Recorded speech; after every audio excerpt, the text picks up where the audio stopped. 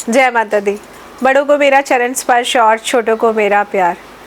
आज मैं आप सभी से बात करने आई हूँ कार्तिक मास को लेकर।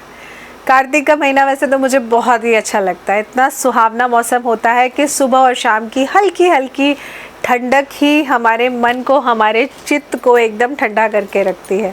इतनी गर्मी के बाद जब कार्तिक का महीना आता है तो ऑब्वियसली वैसे ही सबको अच्छा लगता है।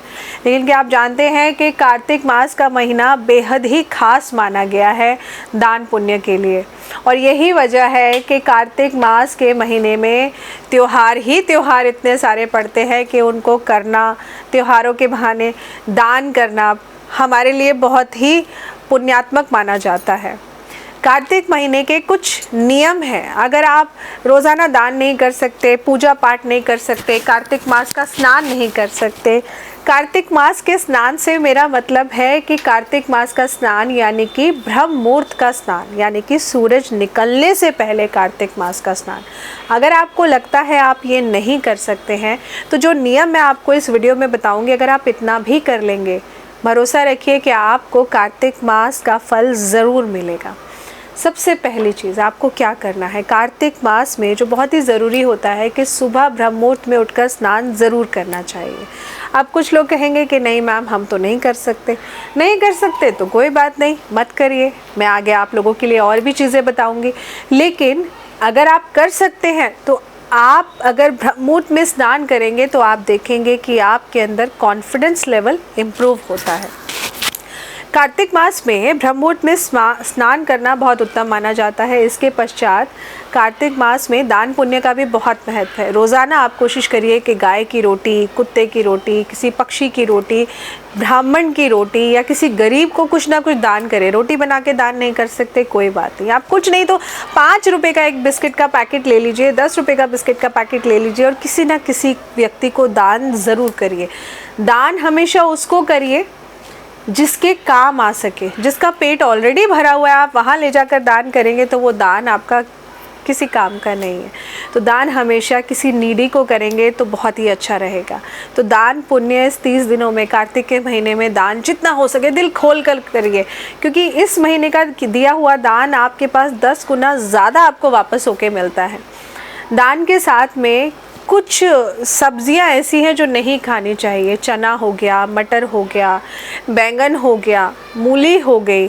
तो कार्तिक के महीने में आपको इन सारी सब्जियों से परहेज़ करना चाहिए। ये सब्जियां आपको बिल्कुल भी नहीं खानी चाहिए। प्याज का सेवन नहीं करना चाहिए, लहसुन का सेवन नहीं करना चाहिए। इसके साथ ही में कार्तिक के महीने में हस्बैंड वाइफ को थोड़ी सी दूरी बना के रखनी चाहिए, क्योंकि ये महीना बहुत ही पावन और पवित्र महीना होता है। इस महीने पूजा पाठ का बहुत ही अच्छा माहौल होता है। तो थोड़ा सा अपने गृहस्थ जीवन से हटकर ये एक महीना अपने मन को शांत करके पूजन पाठ ज़रूर करना चाहिए। इसी के साथ में कार्तिक के महीने में सूर्य देव का पूजन, चंद्र देव का पूजन, माँ तुलसी का पूजन, केले के वृक्ष का पूजन, पीपल के वृक्ष का पूजन, आंवले के वृक्ष का पूजन बहुत ही उत्तम माना जाता है। अगर आप इन सारे वृक्ष का पूजन भी नहीं कर सकते, किसी एक वृक्ष का पूजन भी कर लिया तो ये बहुत ही ज़्यादा आपके लिए धनदायी, पुण्यदायी होता है। कुछ नहीं तो पीपल का वृक्ष तो हर किसी के घर के पास ज़्यादातर मिल ही जाता है, तो आप पीपल के वृक्ष का पूजन कर लीजिए। सुबह इन देव वृक्षों में जल चढ़ाइए और शाम को दीपदान ज़रूर करिए। ऐसा करने से भी, अगर आप सिर्फ इतना भी करेंगे तो भी कार्तिक मास के नियम का पालन करने से आपको कार्तिक मास का जो पुण्य मिलता है वो ज़रूर मिलेगा। इसके साथ में ध्यान रखिए कि इस महीने ख़ास तौर से अपनी जानबूझ के किसी का दिल मत दुखाइए। कोशिश करिए कि आप किसी से लड़ाई झगड़ा ना करें। कोशिश करिए कि आपस में प्रेम बना के रखें। अगर आपको लगता है कि नहीं, सामने वाले की बात आपको समझ में नहीं आ रही है तो कोई बात नहीं, आप छोड़ दीजिए, अवॉइड करिए। लेकिन ना ही अपने मन को परेशान करिए, ना ही सामने वाले के मन को दुखी करिए। इस बात का ख़ास तौर से ध्यान रखिए। कार्तिक के महीने में दान पुण्य करना बहुत ही उत्तम होता है। तो ये छोटे छोटे से नियम हैं, अगर आप इनको फॉलो कर लें कि स्नान विधि हो गई, दान विधि हो गई, आप दीप दान करिए, खाने पीने की चीज़ों का दान करिए। सिर्फ इतना करने से भी कार्तिक मास का नियम बहुत ही उत्तम माना जाता है। कार्तिकेय जी की पूजा पाठ करना इस महीने बहुत ही ज़्यादा उत्तम माना जाता है।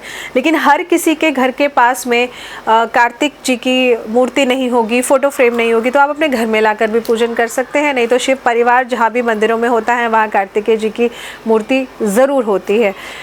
तो ये छोटी छोटी पूजाएं हैं अगर आप कार्तिक के महीने में करते हैं। और मैं कहती हूँ अगर आप सब कुछ नहीं कर सकते, कुछ नहीं कर सकते, तो आप सिर्फ पीपल वृक्ष की पूजा भी अगर नियम से कर लेंगे ना, तो भी आप देखेंगे कि आपको कार्तिक मास का फल ज़रूर मिलेगा। जुड़े रहिए हमारे चैनल के साथ। कार्तिक के महीने में क्या क्या खास उपाय करने हैं रोज़ाना, वो मैं आपके लिए ज़रूर लेकर आऊँगी। और उन उपायों को करके ये एक महीना आपके लिए हो सकता है चमत्कारिक महीना। जय माता दी।